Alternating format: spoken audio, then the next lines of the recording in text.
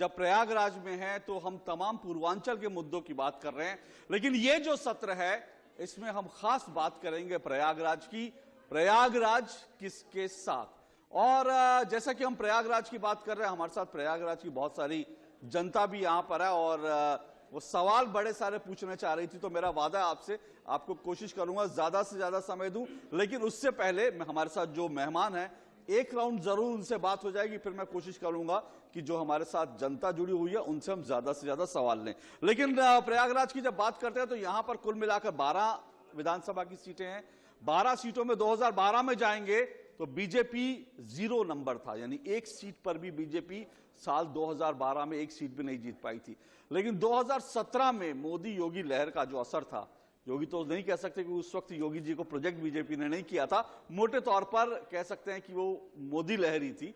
तो मोदी लहर का जो असर था वो ये था कि 12 में से 9 सीटें बीजेपी ने जीती अपने सहयोगी अपना दल के साथ मिलकर। लेकिन इस बार क्या तस्वीर बनती है वो देखना दिलचस्प रहेगा। और हमारे साथ जो मेहमान है, मैं आइए एक एक करके परिचय करवा देता हूं। हमारे साथ कांग्रेस से जुड़े हुए हैं अमर अवस्थी जी, हमारे साथ अभय अवस्थी जी, माफ कीजिएगा अभय अवस्थी जी, जोरदार तालियां अभय अवस्थी जी के लिए। हमारे साथ बसपा से जुड़े हुए चौधरी सईद अहमद जी, चौधरी सईद अहमद जी के लिए भी जोरदार तालियां बजा दीजिए। और मेरे साथ अगले मेहमान जो हैं भाजपा नहीं, हमारे साथ वरिष्ठ पत्रकार हैं रवि नंदन सिंह जी, और साथ साथ हमारे साथ भाजपा से जयवर्धन त्रिपाठी जी हैं। आप चारों का बहुत बहुत शुक्रिया, स्वागत। लेकिन जाहिर सी बात है, ये हम कह रहे हैं प्रयागराज किसके साथ, मैं आप चारों से पूछूंगा तो हर के चारों नहीं, मतलब तीनों मेहमानों से पूछूंगा, राजनीतिक मेहमानों से वो कहेंगे हमारे साथ, तो वो मैं नहीं पूछूंगा। मैं ये पूछूंगा भाई आपके साथ क्यों है, क्यों आप दावा करते हैं? जयवर्धन जी, 2012 से हम आगे निकल चुके हैं, आज अगर आप कह रहे हैं तो किस आधार पर कह रहे हैं कि प्रयागराज आपके साथ जाएगा? बहुत बहुत धन्यवाद। जैसा कि आपने खुद बताया अभी कि 2012 में भाजपा शून्य पर थी। जिस तरह विपक्ष कार्य करता है उस तरह भारतीय जनता पार्टी ने प्रयागराज शहर में कार्य किया, गलत चीज़ों का विरोध किया, और उसका परिणाम ये रहा 2017 में माननीय मोदी जी के नेतृत्व में यहाँ की जनता ने इतना हमारे ऊपर भरोसा किया, 12 में से 9 सीट हम लोग जीते। और इस 5 साल के दौरान जो होना चाहिए वो प्रयागराज स्वयं महसूस करता है, यहाँ का एक एक निवासी महसूस करता है। जो यहाँ से 2012 के बाद किसी वजह से अगर बाहर रह रहा होगा, अगर 2 साल बाद भी अपने घर आया होगा, तो इसी शहर में आके, इसी चौराहे पे आके वो हतप्रभ रहा। विकास का इतना स्तर बढ़ा। आज उसी 2019 में अगर हम बात करें, दिव्य कुंभ भव्य कुंभ, प्रयागराज की जो पहचान है, जैसे आप अपने इस पर भी आपने लिखा है प्रयागराज का चुनावी कुंभ। प्रयागराज की पहचान धार्मिक रूप से सबसे ज्यादा होती है, पौराणिक समय से हम उसको लेकर चलते हैं। तो इसकी पहचान यहीं पर, पूरे देश में सिर्फ यहीं पर है जहां गंगा यमुना सरस्वती तीनों हैं। यहीं पर ऐसा है कि साल में एक बार एक विशेष जगह पे पूरे विश्व का सबसे 1 महीने बसने वाला शहर घोषित हो जाता है माघ मेला के कारण। समय समय पर उसमें 6 साल 12 साल पे कुंभ और महाकुंभ होते हैं जी। उससे आर्थिक जो मतलब चीजें बढ़ती हैं वो सभी को पता है। यहाँ की सड़कें जो बदलाव हुई इस 5 साल में, उसको आप खुद भी जब भी पहले आए होंगे और इस 2 साल के दौरान आए होंगे। इस 5 साल दौरान कोरोना काल भी आया। प्रदेश स्तर से लेकर राष्ट्रीय स्तर तक जो उसमें चीजें की गई भारतीय जनता पार्टी सरकार की तरफ से, उत्तर प्रदेश मुख्यमंत्री योगी आदित्यनाथ जी की तरफ से, सभी ने उसको सराहा है। और हम उसको आप कह रहे हैं बेसिकली डेवलपमेंट एक मुद्दा है जिसके कारण यहाँ के लोग इस बार भी आपको वोट देंगे। मुख्य तौर पर आप कह रहे हैं विकास एक बड़ा मुद्दा है आपके लिए। विकास और प्रयागराज को, जो प्रयागराज जैसे इलाहाबाद से प्रयागराज सिर्फ नाम नहीं बदला। यहीं दारागंज में संगम के पास एक स्टेशन हुआ करता था, वहां लोग शाम 5 बजे के बाद जाना मुनासिब नहीं समझते थे। आज वहां एक चमकता दमकता स्टेशन, बड़ा स्टेशन है जो यहाँ के विकास की चीजों को दिखा रहा है। ठीक है चौधरी साहब, मैं आपके पास आता हूं। बसपा की अगर बात करूं, बसपा का तो ये इलाका गढ़ रहा था, और अच्छी बात यह है कि अब तो बहन मायावती जी भी जो है लगातार प्रचार कर रही हैं, बीएसपी की उम्मीदें बढ़ी हैं। पर अभी क्या आपको लगता है कि आप लोग, अगर यहाँ की बात करूं तो फाइट में, यहाँ पे लड़ाई में, और किस हद तक है, और कैसे आपको लगता है कि इस बार एक बार फिर जो है बीएसपी को लोग वोट करेंगे? बहुत धन्यवाद। सवाल तो अच्छा पूछा आपने लेकिन जवाब आपको ठीक नहीं मिला। इलाहाबाद की जनता सच के साथ थी, प्रयागराज होने के बाद से जनता झूठ का शिकार हो गई। झूठ का शिकार हो गई, नंबर 1। 12 में से 9 परिस्थितियां कितनी पक्ष में आप लोग भी समझ रहे हो। बहुजन समाज पार्टी का जो किरदार है 4 बार सरकार चलाने के बाद वो जग जाहिर है, कुछ बताने की जरूरत नहीं है, देखा है सबने। तो ये 9 को जो है हम वापस अपने पास ला के 3 इनको दे रहे हैं। तो वो जो 9 है जो इधर इधर चला गया था, किन्हीं कारणों से चला गया था, अब वो झूठ का शिकार हो गए, फ्रॉड का शिकार हो गए, कोरोना का शिकार हो गए, गंगा में बहती लाशों का शिकार हो गए, दवाइयाँ नहीं मिली उसका शिकार हो गए, गैस नहीं मिली, वो ऑक्सीजन नहीं मिला इसका शिकार हो गए जी, कब्रिस्तान और शमशान को लाइट मिली या नहीं मिली इसका शिकार हो गए। तमाम मुद्दों पर आप आ जाएं, किसी दो महंगाई पर आ जाएं जी, चरम पर, जिन जिन चीज़ों जिस इशू को आप छुएंगे हम इशू पर आपसे सीधे बहस करेंगे। इन तमाम के बाद अगर आपको लग रहा है कि इलाहाबाद में जिस वक्त इलाहाबाद था तब ये 3 पर थे, प्रयागराज में 9 पर आए और फिर ABC प्रयागराज में मैं इनको 3 पर खड़ा करके 9 अपने हिस्से में लेने वाला हूँ। नंबर 1, आपने जैसे कहा कि संघर्ष में है या नहीं है, बहन जी बराबर बोल रही हैं और लग रहा है कि आपका जनाधार बढ़ रहा है। तो अभी जनाधार बढ़ने का एक नतीजा ये है, अगर आप लोग मानी बात है, देश का चैनल है, सरकार का चैनल है, भारत सरकार का चैनल है। नहीं, भारत सरकार नहीं कह सकते, Prasar Bharati is independent body और हम प्रसार भारती की इंडिपेंडेंट बॉडी का चैनल है जी। अच्छा, एक बात, अभी कल मैंने एक रैली करी, हमारी बहन जी ने एक रैली करी हुई है, उस रैली का रिकॉर्ड है और तमाम आप लोगों ने देखा होगा, उसकी क्यूरी की होगी, उसकी जानकारी ली होगी।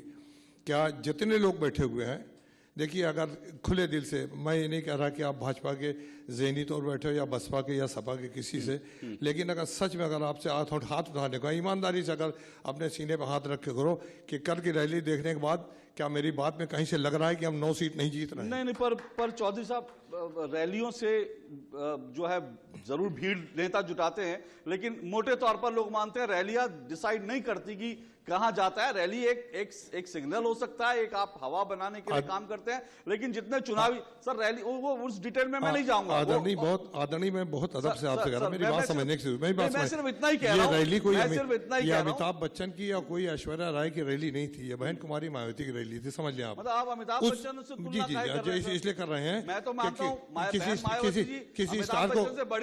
किसी स्टार को खड़ा कर दे, बहुत भीड़ लग जाएगी, तो वहां तय नहीं होता। लेकिन अगर कोई पॉलिटिकल पार्टी की सर्वा उसकी राष्ट्रीय अध्यक्ष अगर आती है तो वो भीड़ कन्वर्ट करती है वोटों में। अगर आप सर मेरी रैली को, मेरी भीड़ को देख के, हाँ, इसमें दो राय ने क्या पॉसिबल है कि आप भी हाथ पर हुए होंगे, हमारे दूसरे दलों के लोग भी हाथ पर हुए होंगे, और मैं फिर यहाँ चैलेंज देके जा रहा हूँ। अभी 4 रोज बाकी है, अभी आदरणीय बहुत से आदरणीय आने वाले हैं। हमारे भीड़ का, हमारी इस भीड़ का जो बिना किसी संसाधन के लाई गई, जो बिना किसी व्यवस्था के लाई गई, जिनकी पैर की बवाई फटी थी, जिनके सरों पे कपड़े ठीक से नहीं थे, तन पे कपड़े ठीक से नहीं थे, आप अगर उस रैली को देख लेते तो ऐसा लगता है जनसैलाब उमड़ा हुआ। इसको लेकर उसी प्रयागराज में हुई है। अब जरा आगे बढ़ते हैं, मैं कांग्रेस के पास भी आ जाऊं। कांग्रेस भी लड़ाई में, ऐसा नहीं कहिए, उनका तो गढ़ रहा है इलाहाबाद, तो पहले मैं उनसे भी जवाब ले लूं, क्योंकि मैंने सवाल मूल तौर पर पूछा था कि भाई किस आधार पे जो है यहाँ की जनता आपके साथ है, ये आप बताएंगे। आप अगर रैली को पैमाना, ठीक है सर, मैं डिबेट नहीं कर रहा।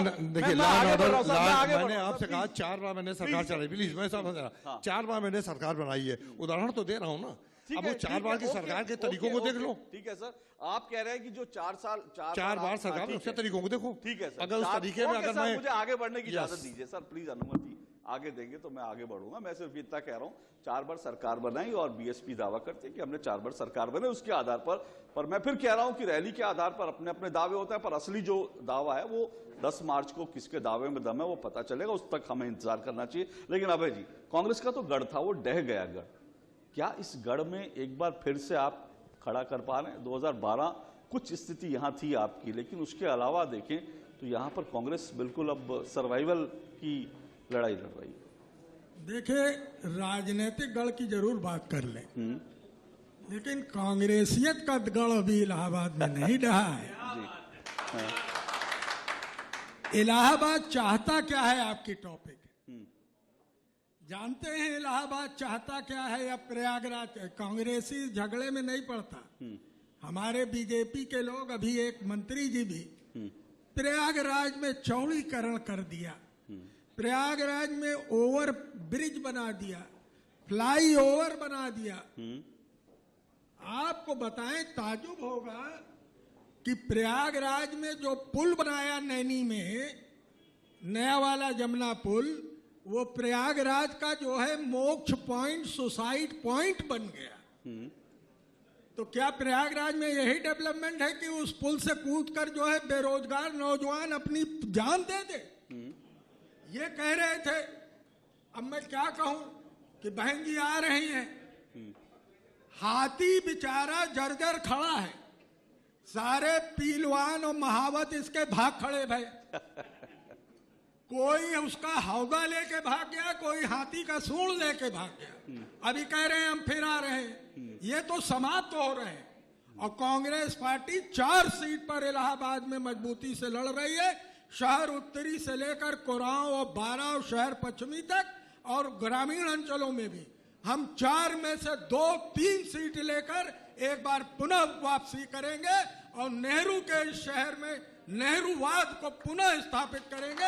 ये हम लोगों का संकल्प। अभय जी की मुझे एक बात अच्छी लगी, क्योंकि नेता जब मंच पर होते हैं, हाथ में माइक होता है, तो वो कहते हैं अरे हम तो स्वीप कर रहे हैं। लेकिन अभय जी की एक बात की मैं आप प्रशंसा करूंगा, आपने ये कहा कि 4 सीटों पर लड़ाई में, जिनमें 2 सीट जो हैं वो आप जीत सकते हैं। तो ये आप रियलिस्टिक फिगर जो आपको लग रहा होगा, ऐसा नहीं कि आपने, मेरा ये मानना है। लेकिन रविनंदन जी, 1 मिनट में आता हूं। रविनंदन जी आपको क्या लग रहा है ये फाइट जो है यहाँ पे, क्योंकि ये कांग्रेस का गढ़ रही है, बीएसपी यहाँ अच्छा प्रदर्शन कर चुकी है, सपा यहाँ पर अब जो है चुनौती दे रही है, बीजेपी 2017 में इसको अपना गढ़ बना चुकी है। आपको लग रहा है कि यहाँ पर जो मुकाबला है वो चतुष्कोणीय है या सीधा सीधा डायरेक्ट फाइट है? प्रयागराज की जनता किसके साथ दिखाई दे रही है? बहुत बहुत धन्यवाद। देखिए, शाहिर लुधियानवी का एक शेर है, ले दे के मेरे पास फकत एक नजर ही है, क्यों देखें जिंदगी को किसी की नजर से हम। वाह वाह, बहुत खूब। तो मैं अपने नजर से बात करूंगा। ठीक। जो प्रयागराज है वो 3 नदियों का संगम माना जाता है, जिसमें सरस्वती गुम है, दिखाई नहीं देती है। वह सरस्वती यहाँ के बौद्धिक लोगों में है। और जो इलाहाबाद प्रयागराज, जैसा लोगों ने बताया, ये हमारे प्रयागराज के 3 फेज हैं। 1583 के पहले यह प्रयाग था। 1583 से 2018 तक इसका नाम हुआ इलाहाबाद, और 2018 के प्रयागराज हो गया। इस प्रयागराज में कहा जाता है कि पूरे उत्तर प्रदेश की सबसे बौद्धिक कॉन्स्टिट्यूएंसी अगर कोई है तो वह प्रयागराज है। ठीक।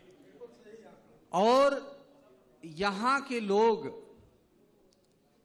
इस तरह से नहीं सोचते जैसे कि आम आदमी सोचता है कि कोई कांग्रेसी हो जाए, कोई भाजपाई हो जाए।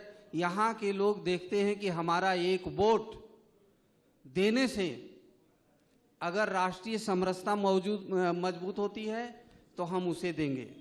अगर राष्ट्र की समन्वय की ताकत अगर समृद्ध होती है तो वहां वोट जाना चाहिए। ठीक। अगर राष्ट्र की एकता और अखंडता मजबूत होती है तो वहां वोट जाना चाहिए। हमारी चिंता में केवल पार्टियां नहीं है। ठीक। हम अपना वोट वहां नहीं देना चाहते कोई परिवार समृद्ध हो जाए, कोई माफिया समृद्ध हो जाए। हम अपना हर वोट ठीक वहां देना चाहते हैं जहां पर कि राष्ट्र मजबूत हो जाए। ओके रविनंदन जी, आपने इंपॉर्टेंट बात कही और ये अच्छी बात है। लेकिन मैं एक बात, क्योंकि चौधरी साहब ने एक जिक्र किया था और मैं अब से कुछ देर पहले ही देख रहा था, मैं आपको सिर्फ ये बता रहा हूं, क्योंकि कोरोना काल में ये लगातार खबरें आई कि यहाँ गंगा के किनारे जो हैं कोरोना में इतनी मौतें हुई कि यहाँ पर बहुत सारे शव देखे गए। लेकिन मैं अभी एक वीडियो देख रहा था, ये एक चैनल ने अभी ये वीडियो जो है भेजा है और ये चैनल दिखा रहा है कि आज भी गंगा के किनारे शव हैं। आज भी, आज कोरोना नहीं है लेकिन आज भी शव हैं। और इसलिए ये कहा जा रहा है कि दरअसल यहाँ पर कुछ गांवों में लोगों की एक परंपरा रहती है और वो गंगा के किनारे अपने जो शव हैं प्रवाहित करते हैं। और ये जो पूरा ये जो नैरेटिव चला गया, इसका ऐसा दावा है। अब यहाँ की जनता डिसाइड करेगी कि कोरोना में कितना काम हो। लेकिन जैसे मैंने कहा, मैं तुरंत जनता के पास आ रहा हूँ सवाल लेकर, क्योंकि मैं चाहता हूँ, समय कम है लेकिन छोटे छोटे सवाल आप लोग जरूर पूछेगा ताकि मैं ज्यादा से ज्यादा लोगों को कम समय में इंक्लूड कर सकूं। इसलिए मैं चाहूंगा कि जो जनता के मन में सवाल हैं वो सवाल जो है आ जाए। जी जी, क्योंकि इलाहाबाद की प्रयागराज की बात हो रही है। सर, मैं एक सवाल पूछना चाहता हूं।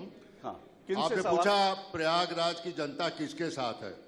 मैं ये बताना चाहता हूं कि प्रयागराज जो है उत्तर प्रदेश में सबसे अधिक जनसंख्या वाला जिला है जी। ये जो लेटेस्ट जनगणना हुई है उसके हिसाब से।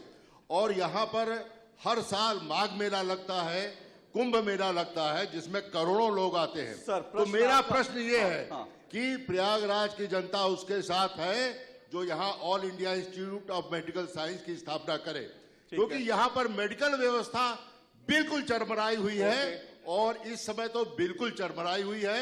और सर। कोरोना की बात आपने कही, कोरोना के समय को हमने अपनी आंखों से देखा है। वो समय जिस तरीके से लोग मर रहे थे वो अतुलनीय बात है। तो ये जब तक मेडिकल व्यवस्था यहाँ की दुरुस्त नहीं होगी ओके सर, तब तक। तो आपका- मेरा सवाल यही है कि ठीक है, इलाहाबाद की आपका- जनता आपका- उसके साथ है ओके। जो ऑल ठीक इंडिया है सर, ठीक है, इंस्टीट्यूट ऑफ मेडिकल साइंस जल्दी से मैं चाहूंगा आप त्रिपाठी जी इस पर रिस्पॉन्ड करना जैसा चाहेंगे। आपने कहा कि कोरोना में यहाँ की जनता मर रही थी, मुझे लगता है कि प्रयागराज की ही जनता, वैसे तो वो ऐसी वैश्विक बीमारी थी और इसको चीनी वायरस कह सकते हैं जिससे सभी ग्रसित थे, सभी कोई एक शहर की बात नहीं थी, लेकिन प्रयागराज की ठीक है, जनता ठीक है, ओके। विशेष करके यहाँ के जो स्थानीय विधायक थे, वो उत्तरी बेसिकली विधानसभा मोटे के, तौर पर वो कह रहे हैं एम्स यहाँ पर देने की इस- बात कर रहे हैं। हाँ बिल्कुल, उसका समर्थन हम करेंगे और हाँ। उसकी जरूरी मतलब वो तो एक जरूरी आवश्यकता है ठीक है, किसी भी जनता की। ओके, अगला सवाल के लिए जल्दी से दे दीजिए ताकि जी जी जी जल्दी से माइक भेजिए, समय। हाँ जी, मेरी आवाज आ रही है? सर, जैसा आपने भी कहा कि गंगा में लाशों का मुद्दा, गंगा में लाशों का जो मुद्दा है कि इस समय वर्तमान समय में माघ मेला चल रहा है, इस समय जो भी शमशान गृह हैं वो दूर बना दिए गए, इसलिए लोग लाशों को प्रवाहित कर रहे हैं गंगा में। लेकिन जो लाशें उस समय प्रवाहित हुई वह लोग मर रहे थे इस समय प्रयागराज में। और प्रयागराज का मेरा प्रश्न ये है सबसे बड़ा कि शिक्षा और रोजगार। प्रश्न आपका किससे है? सर, शिक्षा और रोजगार नहीं, किससे है? एक भाजपा से जो है, भाजपा से जल्दी से कि संक्षेप में। छात्रों पर जब लाठी चार्ज होती है ओके। तो उसके स्टैंड में कोई क्यों नहीं खड़ा होता? जब पेपर लीक होते हैं तब कोई क्यों नहीं आता है? ठीक है, ओके जब ओके ओके। विश्वविद्यालय में प्रोफेसर सर नहीं सर रहते, सर तो मेरे छात्र पास किससे ओके। पढ़े? सर, समय कम है, बिल्कुल, मैं जल्दी बिल्कुल। से कोशिश कर रहा हूँ ज्यादा से ज्यादा शिक्षा- लोगों को इंक्लूड कर सकूं। जल्दी शिक्षा और से रोजगार पर भारतीय जनता पार्टी सरकार जब से बनी है, कोरोना काल को हटाने के बावजूद यही एक सरकार है जिसने अपने एक कार्यकाल में 5 लाख से ऊपर सरकारी नौकरियां दी, जिसमें 2.5 लाख सिर्फ और सिर्फ पर वो शिक्षा कह रहे विभाग हैं कि से। जब लाठीचार्ज हुआ तो स्टूडेंट्स के साथ कोई खड़ा नहीं हुआ। लाठीचार्ज दूसरा विषय होता है, लाठीचार्ज रोजगार न देना थोड़ा ना होता है। वो तो आप किसी भी चीज में उपद्रव करेंगे, सरकार को डिस्टर्ब करेंगे, बस फूकेंगे, रेल रोकेंगे, तो उसमें तो लाठीचार्ज सरकार का दायित्व है। शांति व्यवस्था बनाए रखना जरूरी है, वो तो पुलिस तय करती है, वो तो आवश्यकता पड़ जाती है तो करना पड़ता है। वो कोई शौकिया कोई सरकार नहीं करती, कोई भी सरकार हो। ठीक है ठीक है। तो और हमारे- जल्दी से कह दीजिए, मेरे पास समय बिल्कुल। हमारे आदरणीय वक्ता बता रहे हैं 5 लाख नौकरी दी है। मुझको लगता है आगे का जीरो गलत लगाया है। एक बात मैं गिनती के साथ बताऊंगा, अगर आप उस पर ध्यान दे पाए तो आप गिनती के साथ जितने बताऊंगा। दावे से कह रहे हैं आप, ऐसा लग रहा है कि सुप्रीम कोर्ट में आप हलफनामा दे के आए हैं। मेरी बात समझने की कोशिश कीजिए। 5 लाख नौकरी का मतलब यहाँ हम तो ये बात कह रहे हैं कि आपने कहा था साल में 2 करोड़ नौकरी देंगे, 15 लाख देंगे। अब आप 5 लाख उत्तर प्रदेश में खाली बात कर रहे हैं, खाली उत्तर प्रदेश 5 साल में 5 लाख नौकरी और 1 साल में 2 करोड़ नौकरी देश में, जो औसत हमारा आता 5 है। साल सरकारी नौकरी, प्लीज सरकारी। प्लीज चुप रहिए आप।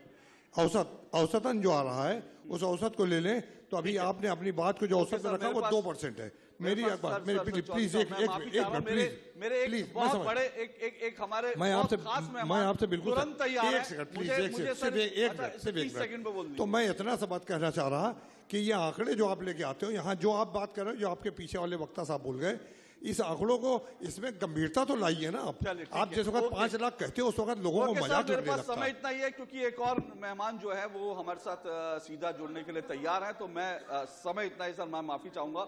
बहुत बहुत शुक्रिया। और जनता किसके साथ होती है, मैं फिर कह रहा हूं कि अपने अपने दावे होते हैं, लेकिन दावों की परीक्षा जो है वो मतदान में होती है और उसका नतीजा जो है वो मार्च पे आएगा, 10 मार्च को आएगा। लेकिन इतना जरूर कहूंगा प्रयागराज के लोगों से कि जम के वोटिंग कीजिएगा, क्योंकि वो मौका 5 साल के बाद दोबारा नहीं आता। दोनों से कर लीजिए, प्रयागराज के लोगों से भी, इलाहाबाद के भी। बिल्कुल बिल्कुल, शुक्रिया शुक्रिया। और अगले पैनल में जल्दी मुलाकात होगी।